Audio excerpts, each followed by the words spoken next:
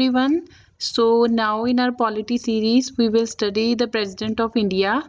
So let's start with now currently 14th President of India is Ramnath Kovind. So start करते हैं union executive से। हम जो जैसे अभी यूनियन एग्जीक्यूटिव करेंगे, स्टेट एग्जीक्यूटिव करेंगे, हम दोनों साथ साथ करेंगे। जैसे हम ऑफिस ऑफ प्रेसिडेंट करेंगे, फिर हम गवर्नर करेंगे और उसको कंपैरिजन करके ही साथ साथ जो है हम करते जाएंगे और फिर उससे रिलेटेड जो भी MCQs होंगे वो भी साथ साथ करते रहेंगे। तो हमारे यूनियन एग्जीक्यूटिव जो है उसके अंदर क्या क्या आता है, कई बार डायरेक्ट भी ऐसा पूछ लिया जाता है, क्वेश्चन पूछा हुआ है। यूनियन एग्जीक्यूटिव के अंदर क्या क्या आता है, प्रेसिडेंट आते हैं, vice president, prime minister, council of minister and attorney general of India. State executive पढ़ेंगे तो उसमें भी बताएंगे। वैसे उसके अंदर गवर्नर है, CM है, काउंसिल ऑफ मिनिस्टर है and advocate general of states. तो यूनियन एग्जीक्यूटिव जो है उसके लिए आर्टिकल कौन से हैं, 52 से लेके 78 आते हैं। 52 to 78 article in part 5th of the Indian Constitution. So let's start with the President. President of India जो है इनके बारे में जो प्रोविजन है, they are in part 5th of the constitution. The union under chapter 1 the executive list out the qualification, election and impeachment of the president of India. और इसके लिए जो 2 आर्टिकल हैं वो बहुत इंपॉर्टेंट है, जो हमें याद रखने की ज़रूरत है। एक तो है 54 आर्टिकल और एक है 61 आर्टिकल। ये 2 आर्टिकल बहुत इंपॉर्टेंट है। 54 जो है इलेक्शन ऑफ प्रेसिडेंट और 61 जो है वो है हमारे इम्पीचमेंट ऑफ प्रेसिडेंट। तो ये 2 आर्टिकल बहुत इंपॉर्टेंट है, ये ध्यान में रखने चाहिए। President of India is the head of the state of the Republic of India. देखो जो हमारे प्रेसिडेंट है, ही और she is the head of the state. Head of the government कौन होते हैं, प्राइम मिनिस्टर जो होते हैं वो हेड ऑफ द गवर्नमेंट होते हैं। President is the formal head of the executive, legislature and judiciary of India and also the commander in chief of the Indian arm force. जो हमारे प्रेसिडेंट होते हैं, जो भी हमारी 3 फोर्सेस हैं, आर्म फोर्सेस है, नेवल फोर्सेस है, एयर फोर्स है, उनके जो होते हैं कमांडर इन चीफ है, उनके जो चीफ्स होते हैं उनको भी ये अपॉइंट जो है करते हैं। और he is the first citizen of India और he is also the symbol of unity, integrity and solidarity of the nation. वो पूरे जो हमारे देश का इंटीग्रिटी है उसको रिप्रेजेंट करते हैं। तभी उनकी जब इलेक्शन होती है तो MLA MP दोनों जो है वो पार्टिसिपेट करते हैं। स्टेट की भी पूरी रिप्रेजेंटेशन होती है जब हम प्रेसिडेंट को इलेक्ट किया जाता है, क्योंकि ही और she is representing the whole country. और जो भी हमारे एग्जीक्यूटिव एक्शन पूरे कंट्री के अंदर लिए जाते हैं उन्हीं के नाम पे लिए जाते हैं। ये हमारे जो है प्रेसिडेंट की जो लिस्ट है आज तक जो है करंटली हमारे हैं रामनाथ कोविंद। और फर्स्ट प्रेसिडेंट जो थे हमारे डॉक्टर राजेंद्र प्रसाद थे। 2 दफ़ा जो है राजेंद्र प्रसाद हमारे प्रेसिडेंट बने हैं। फिर S राधाकृष्णन थे और जाकिर हुसैन जो थे, ही is the first Muslim president. ज्ञानी जैल सिंह जो थे, ही is the first Sikh president. और जो हमारे वुमेन प्रेसिडेंट तो एक ही हुए हैं, प्रतिभा पटेल। और फर्स्ट दलित जो थे वो KR नारायण थे और रामनाथ कोविंद जो है वो हमारे सेकंड दलित जो प्रेसिडेंट है to be elected to the office of president. तो ये वाले जो है हमारे प्रेसिडेंट है, नीलम संजीवा रेड्डी, फखरुद्दीन अली अहमद, वेंकटा गिरी, रामाकृष्णा वेंकटा रमन। तो इट इज़ द लिस्ट, आपको पता होना चाहिए। फर्स्ट जो है इससे भी क्वेश्चन पूछा जाता है कई बार, फर्स्ट मुस्लिम कौन से थे, ओनली वुमेन प्रेसिडेंट कौन थी, और मिसाइल मैन जो हमारे APJ अब्दुल कलाम है, कौन से प्रेसिडेंट को जो बोला जाता है। तो ये सारी जो है इम्पॉर्टेंट है। अभी हम देखेंगे how is the president elected. देखो जो हमारे प्रेसिडेंट है उनके लिए कोई डायरेक्ट इलेक्शन नहीं है। उनकी इलेक्शन जो है वो इलेक्टोरल कॉलेज से होती है। एक इलेक्टोरल कॉलेज बनाया जाता है जिसके अंदर मेंबर होते हैं, वो उनकी इलेक्शन करते हैं प्रोपोर्शनल रिप्रेजेंटेशन के अंदर बाय सिंगल ट्रांसफरेबल वोट। वो अभी हम देखते हैं क्या है। इसके अंदर मेंबर कौन कौन से होते हैं, लोकसभा के और राज्यसभा के, legislative assembly of the state और legislative assembly of the union territory of Delhi and Puducherry. अब हमें ये यहाँ पे पता होना चाहिए, लोकसभा और राज्यसभा के जो इलेक्टेड मेंबर है वही सिर्फ जो है पार्टिसिपेट करते हैं, not nominated member, only elected member, ठीक है। और जो स्टेट की जो लेजिस्लेटिव असेंबली है वहाँ पे भी जो है इलेक्टेड मेंबर जो होते हैं वही पार्टिसिपेट करते हैं, और जो यूनियन टेरिटरी है वो सिर्फ दिल्ली और पुडुचेरी जो है उसकी ही रिप्रेजेंटेशन है। इसके अंदर जो होता है हमारा कॉन्स्टिट्यूशन जो है, उन्होंने जो ये बोला था कि जब भी प्रेसिडेंट की इलेक्शन हो तो यूनिफॉर्मिटी हो स्टेट की रिप्रेजेंटेशन के बीच में, as well as the union और स्टेट के बीच में। तो उसके लिए जो है ये एक बताया गया है कि एक एमपी और एमएलए दोनों पार्टिसिपेट करते हैं। एक एमपी की इलेक्शन वैल्यू क्या है वोट की, और एक एमएलए की जो वोट है उसकी वैल्यू क्या है, वो हम कैसे निकाल सकते हैं। सपोज कर लो किसी हमने एक एमएलए की वैल्यू, वोट की वैल्यू निकालनी है, तो हम वो कैसे निकालेंगे। जैसे सपोज कर लो पंजाब है, पंजाब की हम क्या करेंगे, सबसे पहले क्या देखा जाएगा, total population of the state, census के अकॉर्डिंग देख लेंगे कौन कितनी पॉपुलेशन है स्टेट की, और उसकी इलेक्टेड मेंबर कितनी है, स्टेट लेजिस्लेटिव असेंबली की सीट कितनी है। जैसे पंजाब के अंदर 117 सीट है, उससे डिवाइड करके ऐसे करके हम जो है निकाल सकते हैं एक वैल्यू, जो वोट ऑफ एन एमएलए। फिर जो एमपी की हमने निकालनी है, वो हमने जो टोटल वैल्यू निकाली हुई है, all the MLA of all the state, जितने भी एमएलए सारे स्टेट्स की हैं उनकी जो वैल्यू निकाली हुई है, और जो total number of elected member of parliament, that is Lok Sabha and Rajya Sabha, दोनों के जो मेंबर हैं उनको उसके साथ डिवाइड करके जो है हम यहाँ से value of vote of an MP जो है वो निकाल सकते हैं। तो इस तरह जो है ये है। नेक्स्ट जो है कि इनको जो है कौन सा मेथड जो है उसके लिए इलेक्शन के लिए किया जाता है, प्रोपोर्शनल रिप्रेजेंटेशन जो मेथड है वो हम इनकी इलेक्शन के लिए जो है वो करते हैं, प्रोपोर्शनल रिप्रेजेंटेशन। और जो वोट होती है वो सीक्रेट बैलेट के साथ होती है। ये वाला जो मेथड है इसके अंदर मैं अभी आपको बताऊंगी कैसे जो है इलेक्ट किया जाता है। इसके अंदर जो भी प्रेसिडेंट बनना चाहता है, जैसे 3-4 कैंडिडेट खड़े हुए हैं प्रेसिडेंट की इलेक्शन के लिए, तो उनके अंदर कौन जो है, जो विनिंग कैंडिडेट क्या होगा, विनिंग कैंडिडेट को कितनी वोट चाहिए, total number of valid vote polled divided by 1 + 1 2 + 1। जैसे मान लो 100 टोटल वैलिड वोट पोल्ड हुए हैं, और इसको हम divide by 2, 50, it comes out to be 50, और 50 + 1 क्या आएगा, 51। जो बंदा 51 वोट जो है वो लेके आएगा उसको जो है डिक्लेयर किया जाएगा प्रेसिडेंट। ये होता है इलेक्टोरल कोटा। अब इनकी वोटिंग होती कैसे है प्रोपोर्शन। सपोज करो कि 4 कैंडिडेट जो है वो प्रेसिडेंट की इलेक्शन के लिए खड़े हो गए हैं। सपोज करो ए, बी, सी और डी 4 कैंडिडेट हैं, और अब जितने भी एमएलएज हैं और एमपी सबने इनको वोट करना है, उनको सीक्रेट बैलेट दिया जाता है, और इसके अंदर वो सभी जो कैंडिडेट खड़े हुए हैं उनको अपनी वोट देंगे प्रेफरेंस के अकॉर्डिंग। जैसे मान लो first preference, second preference, third preference, fourth preference, इस तरह करके जो है वो अपनी वोट देंगे। ए को कितनी फर्स्ट प्रेफरेंस वोट मिली है, बी को कितनी, इस तरह करके। अगर तो मान लो ए को जो है फर्स्ट प्रेफरेंस वोट इतनी मिली कि उसकी 51 सीट होगी, तो ही और she will be declared as a president. और अगर उनको मान लो ए को अगर मान लो कि डी को जो है फर्स्ट प्रेफरेंस वोट जो है, हर कोई एमएलए एमपी जो है इन सब कैंडिडेट के लिए वोटिंग करेगा, कोई फर्स्ट ए को फर्स्ट प्रेफरेंस देगा, कोई बी को फर्स्ट प्रेफरेंस देगा, तो सबकी जो है हम पहले फर्स्ट प्रेफरेंस वोट देखेंगे। अगर फर्स्ट प्रेफरेंस वोट 51 है तो उसको कर दिया जाएगा, अगर कम है तो फिर उसके बाद हम क्या करेंगे।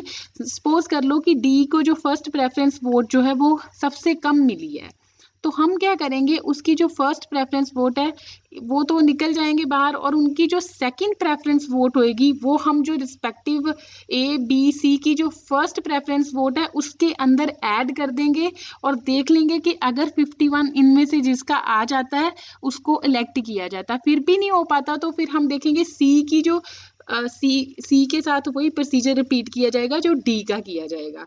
तो ये वाला जो सिस्टम है ये है प्रोपोर्शनल रिप्रेजेंटेशन। सबसे पहले यही देखना total number of valid vote poll. मान लो कि 10,000 वैलिड वोट जो है वो पोल हुई है, ठीक है, उसको डिवाइड करेंगे 2 के साथ तो ये आ जाएगा 5000 प्लस 1। तो इतनी हमें जो है वोट जो सिक्योर करनी पड़ेगी अगर हमें प्रेसिडेंट की इलेक्शन करवानी है। तो ये वाला जो सिस्टम है सभी को जो है MP LA MLA जो है वो वोट देंगे, अपनी प्रेफरेंस देंगे और फिर जो प्रेफरेंस के अकॉर्डिंग हम देखेंगे और उसको जो है इलेक्ट कर लिया जाएगा।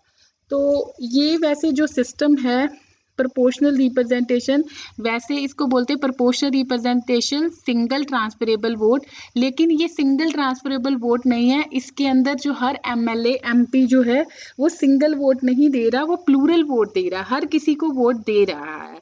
तो ये एक तरह से बोला जाता है कि हम कहते हैं कि ये सिंगल ट्रांसफरेबल वोट है लेकिन होता नहीं है। मेथड यही है proportional representation bye mean of single transferable, और ये सीक्रेट बैलेट जो है ये होता है। तो ये जो है आई होप आपको समझ आ गया। Proportional representation who does not take part in the president election. अभी हमने देखा कि कौन कौन बंदे जो हैं वो प्रेसिडेंट की इलेक्शन के अंदर जो है वो पार्टिसिपेट करते, कौन नहीं करते। Nominated member of the Lok Sabha and Rajya Sabha, ये बहुत इंपॉर्टेंट है। देखो प्रेसिडेंट जो हम अब यूनियन एग्जेक्टिव करेंगे उसकी एक एक वर्ड जो है वहां से क्वेश्चन बनता है, हर लाइन जो है वो बहुत इंपॉर्टेंट है। तो आप इसको सुन लें और उसके बाद बुक भी पढ़ें और फिर ही जाके जो है आपके आंसर जो है वो निकलेंगे। तो नॉमिनेटेड मेंबर जो लोकसभा के या राज्यसभा के वो पार्टिसिपेट नहीं करते। Nominated member of the state legislative assembly नहीं करते। Member of the legislative assembly जो लेजिस्लेटिव काउंसिल्स है स्टेट के अंदर जो सेकंड हाउस है उनके चाहे इलेक्टेड और नॉमिनेटेड दोनों ही जो है वो प्रेसिडेंट की इलेक्शन में पार्टिसिपेट नहीं करते। और nominated member of the union territory of Delhi and Puducherry जो है वो पार्टिसिपेट नहीं करते। तो this is very important method of election, कौन कौन पार्टिसिपेट करता है कौन कौन नहीं पार्टिसिपेट करता।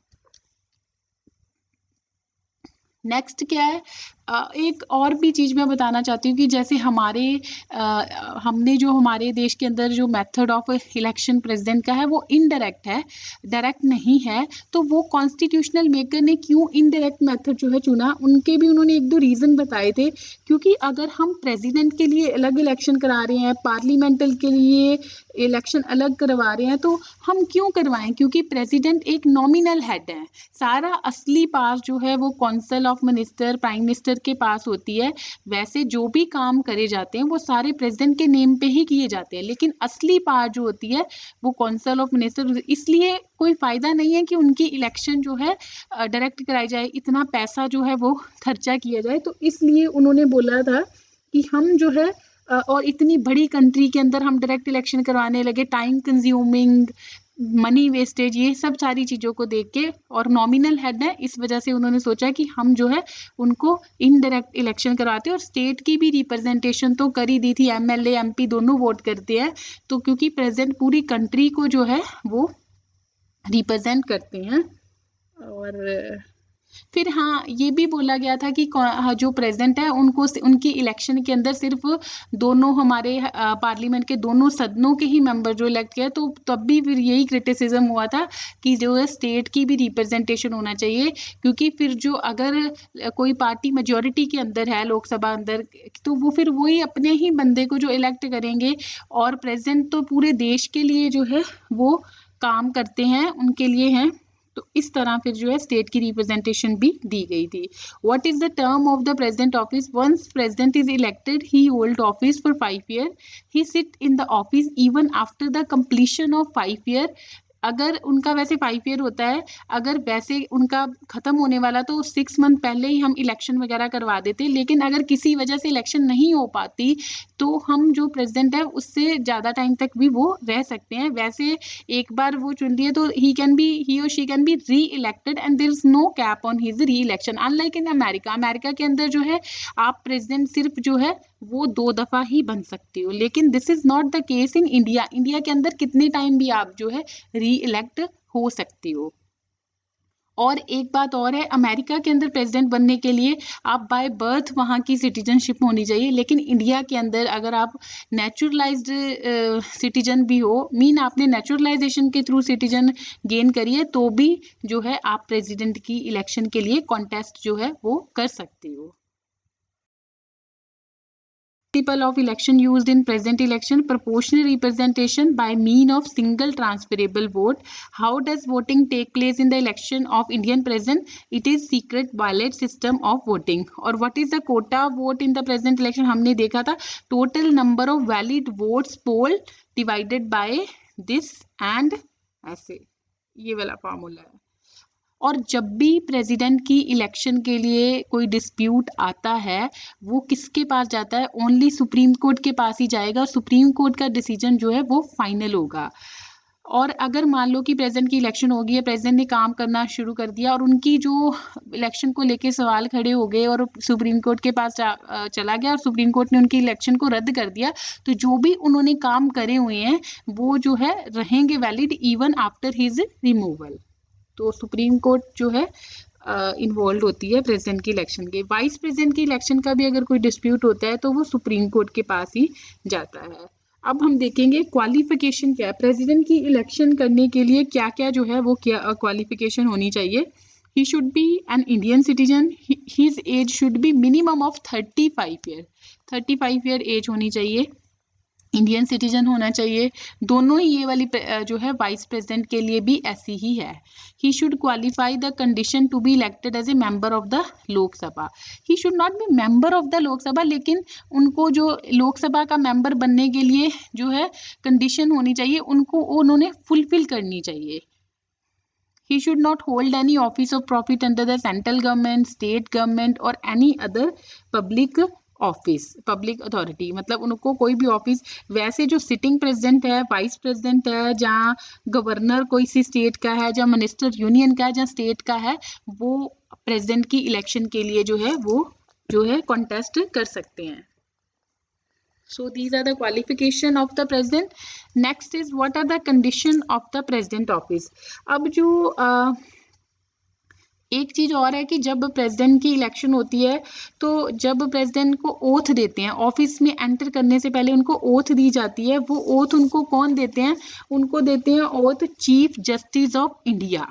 ये बड़ा इंपॉर्टेंट है, चीफ जस्टिस ऑफ इंडिया जो है उनको ओथ देते हैं। अगर वो नहीं है तो सीनियर मोस्ट जज जो होते हैं वो उनको ओथ जो है वो देते हैं। और ओथ के ऊपर बस यही वो प्रेसिडेंट स्वेयर करते हैं कि to faithfully execute the office, to preserve, protect, defend the constitution and law. ये सारी जैसे हमने कैग के अंदर भी देखा था, ओथ लेते हैं।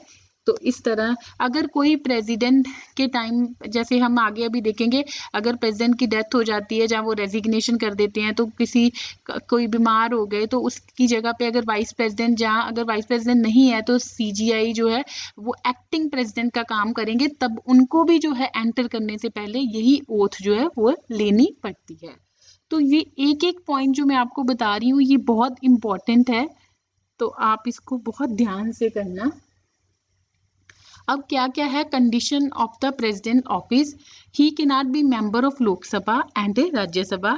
ऐसा नहीं है कि लोकसभा के मेंबर जो मेंबर हैं, जो राज्यसभा के मेंबर है, वो लड़ नहीं सकते, कॉन्टेस्ट नहीं कर सकते। वो कर सकते हैं, लेकिन उनकी जो सीट है वो फर्स्ट डे जो है as a president in the office जब वो जाएंगे तो वकेट जो है वो खाली करनी चाहिए। He should not hold any office of profit, हमने पढ़ लिया। For his residence Rashtrapati Bhavan is provided to him without the payment of rent.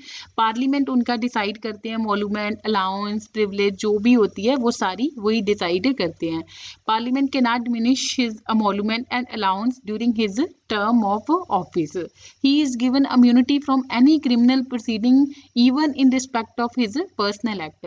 देखो जब प्रेसिडेंट के अगेंस्ट जो है क्रिमिनल प्रोसीडिंग तो स्टार्ट की ही नहीं जा सकती।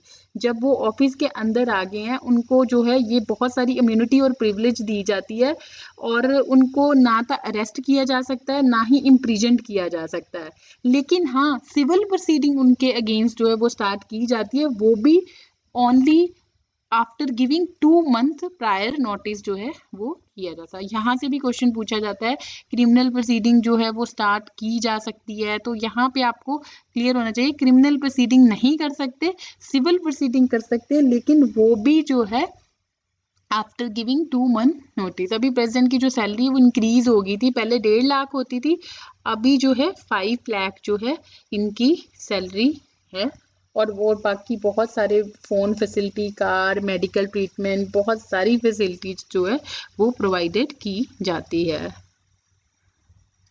Next is what is the procedure for impeachment of president. President को इम्पीचमेंट करने के लिए क्या प्रोसीजर है, कैसे कैसे उनको रिमूव किया जाता है। तो उसके लिए जो है, अगर एक ही कॉन्स्टिट्यूशन के अंदर मेंशन किया गया है वोलेशन ऑफ द कॉन्स्टिट्यूशन, एक ही कंडीशन है जहां पे हम प्रेसिडेंट को इम्पीच कर सकते हैं। इम्पीचमेंट के लिए आर्टिकल कौन सा है? 64। This is very very important. 64 article जो है इम्पीचमेंट ऑफ प्रेसिडेंट है। वोलेशन of the constitution, what constitute वोलेशन of the constitution, ऐसा कुछ कॉन्स्टिट्यूशन के अंदर मेंशन नहीं है कि वोलेशन ऑफ कॉन्स्टिट्यूशन क्या होता है। और फिर जो इम्पीचमेंट चार्जेस है वो लोकसभा या राज्यसभा कहीं पे भी जो है इनिशिएट किए जा सकते हैं, लेकिन यह है कि जहाँ पे भी इनिशिएट किए जाएं वहाँ के जो 1/4 मेंबर हैं वो चार्ज 1/4 मेंबर के साइन होने चाहिए फ्रेम करने के लिए चार्ज। और फिर 14 डेज नोटिस जो है वो प्रेसिडेंट को दिया जाएगा। और फिर अगर इम्पीचमेंट रेजोल्यूशन पास्ड, उस हाउस के द्वारा इम्पीचमेंट रेजोल्यूशन पास किया जाएगा विद स्पेशल मेजोरिटी, फिर दूसरे हाउस में जाएगा, फिर वो इन्वेस्टिगेट करेगा चार्ज। यहाँ पे जो प्रेसिडेंट है उनको पूरा राइट दिया जाता है to be appear, to be represented in such. अगर फिर दूसरे जो है उनको भी 2/3 मेजोरिटी जो स्पेशल मेजोरिटी के साथ पास करना पड़ता है, तो फिर उसके बाद प्रेसिडेंट को रिमूव किया जा सकता है। तो इम्पीचमेंट चार्जेस कई बार इस तरह से भी पूछ लेते हैं कि प्रेसिडेंट के impeachment charges can be initiated only in the Lok Sabha, तो रॉन्ग होगा, किसी हाउस में भी कर सकते हैं।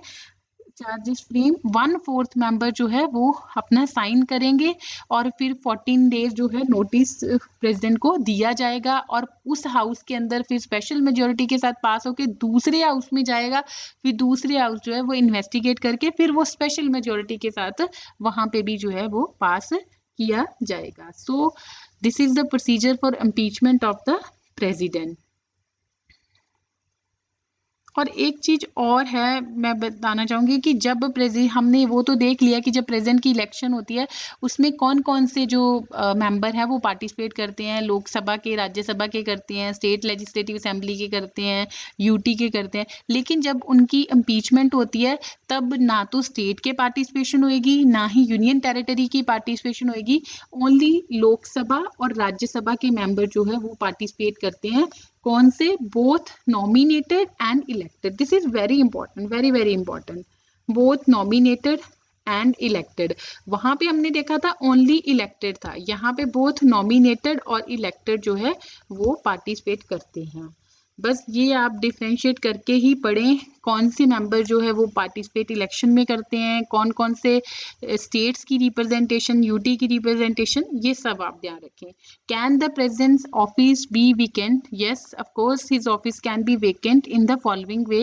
When the president of India complete his term of 5 year in the office, resign करते हैं। प्रेसिडेंट ने अगर अपना रेजिग्नेशन देना है तो वो किसको देंगे? वाइस प्रेसिडेंट को। वाइस प्रेसिडेंट ने देना है तो वो किसको देंगे? वो प्रेसिडेंट को देंगे। अगर उनके अगेंस्ट इम्पीचमेंट चार्जेस पास हुए हैं और स्टैंड वैलिड हुए देन वो रिमूव किए जा सकते हैं। अगर उनकी डेथ हो जाती तो सुप्रीम के डिक्लेयर हिज इलेक्शन इनवैलिड, तो तब उनका जो है ऑफिस जो है वो वेकेंट हो सकता है। देखो, जब वैकेंसी क्रिएट हो रही है कि अब उनका पूरा टाइम हो गया है, उनका जितना 5 ईयर था, उससे पहले ही फिर वो इलेक्शन कंडक्ट करवा ली जाती है, क्योंकि ऑफिस जो है वो खाली नहीं रह सकता। तो अगर डेथ वगैरह की वजह से हो रही है या रेजिग्नेशन की वजह से हो रही है इम्पीचमेंट की, तो वाइस प्रेसिडेंट जो है वो एक्ट करते हैं एज ए प्रेसिडेंट। तो वाइस प्रेसिडेंट कितना टाइम जो है वो प्रेसिडेंट का ऑफिस को संभाल सकते हैं एज एन एक्टिंग प्रेसिडेंट? तो उसका आंसर है 6 month. This is very important. 6 month ही जो है वो वाइस प्रेसिडेंट एक्ट कर सकते हैं एज ए प्रेसिडेंट। तो दिस इज वेरी इंपॉर्टेंट। हाँ, अगर वाइस प्रेसिडेंट भी नहीं है तो हमारे CGI जो है, चीफ जस्टिस ऑफ इंडिया, वो संभालेंगे प्रेसिडेंट का पद। और अगर वो भी नहीं है तो सीनियर मोस्ट जज जो होते हैं वो संभालेंगे। ऑफिस नहीं खाली जो है प्रेसिडेंट का छूटना चाहिए। फिर नेक्स्ट हम देखेंगे what are the powers and the function of the president of India. हम जो प्रेसिडेंट की पावर पढ़ेंगे हम उनको डिफरेंट हेडिंग्स के अंदर क्लासीफाई करेंगे। अभी 8 क्लासीफाइड हेडिंग के अंदर हमने उसको क्लासीफाई किया है। Legislative power, executive and appointment power भी जिसे बोलेंगे, judicial power, financial, diplomatic, military, pardoning and emergency powers. Emergency तो वैसे हमने कर लिया था जब हमने एमरजेंसी वाला चैप्टर किया था। So let's start with first executive power of the president. Executive power जो है उसके अंदर जितने भी हमारे गवर्नमेंट ऑफ इंडिया के एग्जीक्यूटिव एक्शन होते हैं वो सारे प्रेसिडेंट के नाम पे लिए जाते हैं। जो हमारे प्रेसिडेंट होते हैं वो नॉमिनल होते हैं। अभी हमने कहा था जो रियल पावर होती है वो प्राइम मिनिस्टर और काउंसिल के पास ही होते हैं। ये डी यूरे भी इनको बोला जाता है, डी यूरे। और वो प्राइम मिनिस्टर को जी फैक्टो, डी फैक्टो। और he may or may not make rule to simplify the transaction of the business of the central government। Central government का जो बिजनेस किस तरह से करना है उसके लिए ये रूल सिंप्लीफाई कर सकते हैं, बना सकते हैं। अटॉर्नी जनरल ऑफ इंडिया जो है उनको ये अपॉइंट करते हैं और डिटरमिन करते हैं उनकी रिम्यूनरेशन। और प्राइम मिनिस्टर को जो अपॉइंट कौन करते हैं, प्रेसिडेंट। और अदर मिनिस्टर्स को भी कौन अपॉइंट करते हैं, प्रेसिडेंट। जब प्राइम मिनिस्टर उनको जो जो बताएंगे कि किस किस को मिनिस्टर बनाना है तो अपॉइंटमेंट जो है वो प्रेसिडेंट ही करेंगे। बाकी कैग को भी करते हैं, चीफ इलेक्शन कमिश्नर को करते हैं, अदर इलेक्शन कमिश्नर को करते हैं, chairman of the member of UPSC, state governor को करते हैं, फाइनेंस कमीशन को करते हैं। फिर हमने देखा था national commission for SC, ST, OBC देखा था, 338A, 338B। उसके अंदर national commission for SC, ST, OBC उनके चेयरमैन और पर्सन उनको अपॉइंट करते हैं। इंटर स्टेट काउंसिल जो है वो बना सकती हैं अगर स्टेट और सेंटर स्टेट्स के बीच में कोई डिस्प्यूट है। प्राइम मिनिस्टर को बोल सकते हैं कि अगर किसी मिनिस्टर ने कोई डिसीजन ले लिया है तो ये आप काउंसिल ऑफ मिनिस्टर के पास लेके जाएं। किसी तरह की भी इंफॉर्मेशन जो है यूनियन के अफेयर से रिलेटेड वो they can seek from the prime minister. और जो भी हमारी यूनियन टेरिटरी है उसको एडमिनिस्टर करते हैं through the administrator appointed by him. और किसी भी एरिया है उसको वो शेड्यूल एरिया जो है वो डिक्लेयर कर सकते हैं। ये प्रेसिडेंट के ऊपर होता है उन्होंने किस एरिया को शेड्यूल एरिया जो है वो डिक्लेयर करना है। He can seek administrative information from the union government. He point ये हमने डिस्कस कर लिया। Schedule caste, schedule tribe, OBC सबको पॉइंट करते हैं। He require PM to submit for consideration of the council of minister any matter on which decision has been taken by minister but which has not been considered by the council. He point interstate council ये भी हमने देख लिया under article 263 appoint administrator of the union territory. He can declare any area as a schedule area. So it is the executive power. Now legislative power of the president. देखो, सम्मन और prorogue the parliament and dissolve the Lok Sabha. Prorogue और dissolve जो होता है, dissolve तो लोकसभा की जो है वो लोकसभा को ही ख़त्म कर देता है कि अब जैसे मान लो 2.5 साल हो गए हैं और उसके बाद जो 2.5 साल बचे हुए हैं वो ख़त्म हो जाते हैं। डिसॉल्व का मतलब यही होता है। प्रोरोग का मतलब होता है कि मान लो 3 सेशन होते हैं, monsoon session, winter session, budget session. अगर 2 सेशन हो गए हैं तो मतलब तीसरा जो है वो अपने आप ख़त्म हो जाएगा, उसको बोलते हैं हम प्रोरोग कर दिया, सम्मन हो गया। फिर उसके बाद ही summon a joint sitting of the Lok Sabha. अगर लोकसभा कोई बिल वगैरह जैसे होते हैं उसके ऊपर दोनों सदनों की सहमति नहीं बन पाती तो उसके लिए जॉइंट सिटिंग का भी प्रोविज़न डाला गया है। नॉर्मल बिल के लिए है, मनी बिल के लिए नहीं है, ऑर्डिनरी बिल के लिए है। तो वहाँ पे भी जो है सम्मन कर सकते हैं। He appoint speaker, deputy speaker of Lok Sabha. chairman, deputy chairman of Rajya Sabha when the seat fall vacant. He nominate 12 member of the Rajya Sabha. 12 member राज्य सभा के अंदर नॉमिनेशन किए जाते हैं, वो प्रेसिडेंट करते हैं. जैसे डिफरेंट फील्ड से होते हैं, उनको प्रैक्टिकल, जिनका literature, science, art, social service, वहाँ से वो नॉमिनेट कर सकते हैं. इलेक्शन कमीशन को कंसल्ट करते हैं on the question of disqualification of MP. He recommend permit the introduction of certain type of bill. He promulgate ordinance. हम ऑर्डिनेंस बहुत डिटेल में करेंगे. और जो रिपोर्ट होती है वो पार्लियामेंट के अंदर, जैसे हमारी यूपीएससी इनको अपनी रिपोर्ट देती है, फाइनेंस कमीशन अपनी वो रिपोर्ट देती है, तो वो ये वाली रिपोर्ट जो होती है वो पार्लियामेंट के अंदर जो है ये लेके जाते हैं. और कुछ जो बिल भी हमने देखी थी कि इंट्रोड्यूस करने के लिए हमें प्रायर रिकमेंडेशन प्रेसिडेंट की चाहिए होती है. जैसे हमने जब फर्स्ट किया था यूनियन टेरिटरी वाला चैप्टर, उसके अंदर देखा था अगर किसी स्टेट का एरिया इंक्रीज करना, डिक्रीज करना है, न्यू स्टेट कार्व आउट करनी है, ऐसा बिल इंट्रोड्यूस करने के लिए प्रेसिडेंट का प्रायर रिकमेंड चाहिए. मनी बिल इंट्रोड्यूस करने के लिए प्रायर जो है वो रिकमेंडेशन करनी चाहिए. एक्सपेंडिचर अगर कंसोलिडेटेड फंड ऑफ इंडिया से निकालना है तो भी जो है वो प्रेसिडेंट का कंसेंट चाहिए. और कुछ हमने ये भी देखा था, कुछ बिल स्टेट लेजिस्लेचर के अंदर जो इंट्रोड्यूस करने से पहले प्रेसिडेंट का कंसेंट चाहिए. जैसे वो बिल अगर वो ट्रेड के ऊपर कुछ रिस्ट्रिक्शन करने की बात करते हैं तो ऐसे बिल जो है वो हमें जो है वो प्रेसिडेंट का वन चाहिए. और वो भी देखा था कि अगर उनको उनका लगता है he can make regulation for peace, progress, good governance of UT, Dadra Nagar Haveli, Daman and Diu and all. So next is the financial part. To introduce money bill, his prior recommendation is must.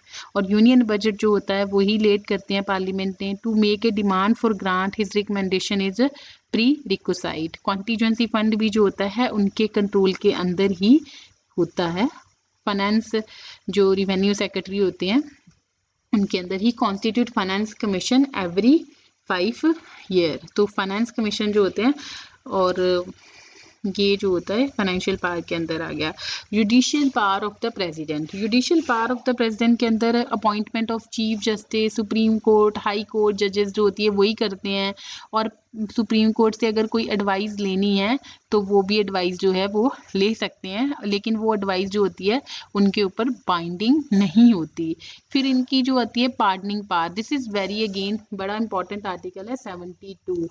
72 article president का है. और governor की जो same pardoning power है वो है article 161. President का 72, governor का 161. पार्डनिंग पावर अगर होती है वो 5 तरह की हम इसको बोल सकते हैं, 5 टाइप्स. वो मैं अभी आपको बताऊंगी क्या क्या डिफरेंस है.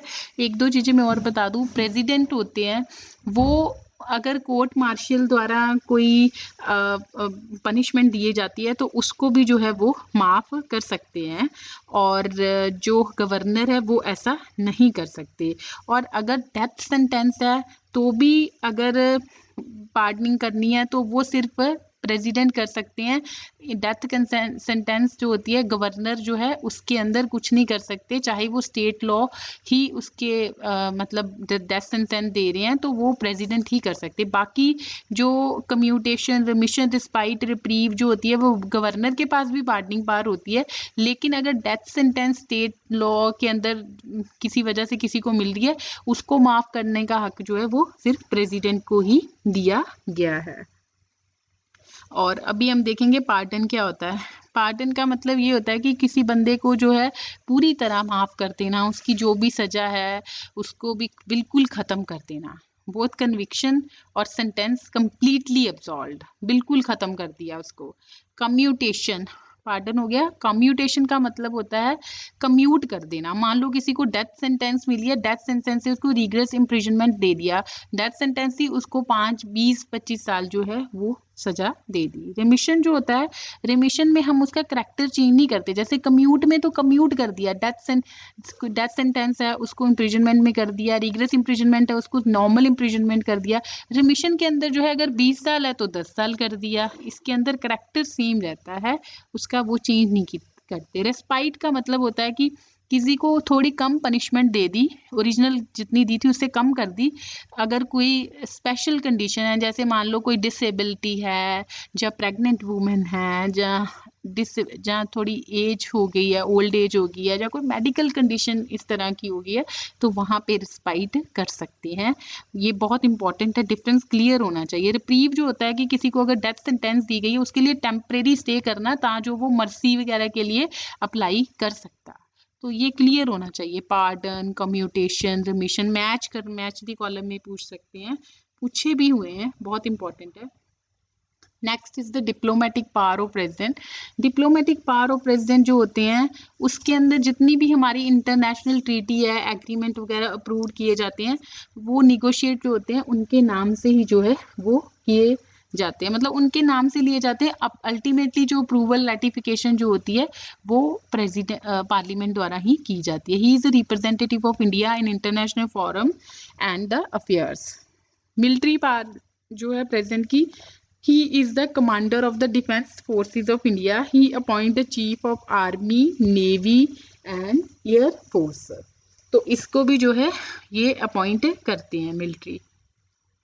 नेक्स्ट जो है इमरजेंसी पावर, ये वाला तो हमने जब इमरजेंसी वाला चैप्टर किया था उसके अंदर हमने बहुत अच्छे से किया था। Emergency power of the president, he deal with the 3 type of emergency given in the Indian constitution.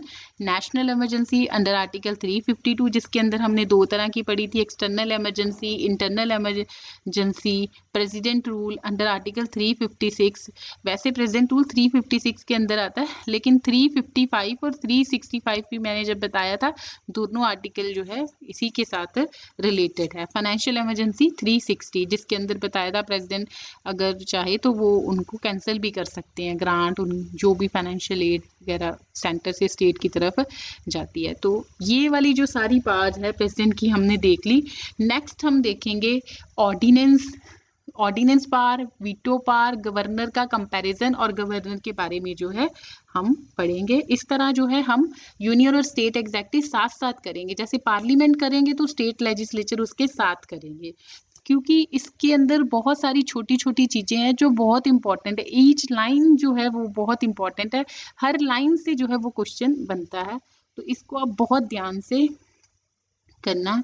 और if there is any doubt and any question, you can always find me at Study Gyan on the following Facebook or Telegram link, and please don't forget to subscribe my channel Study Gyan.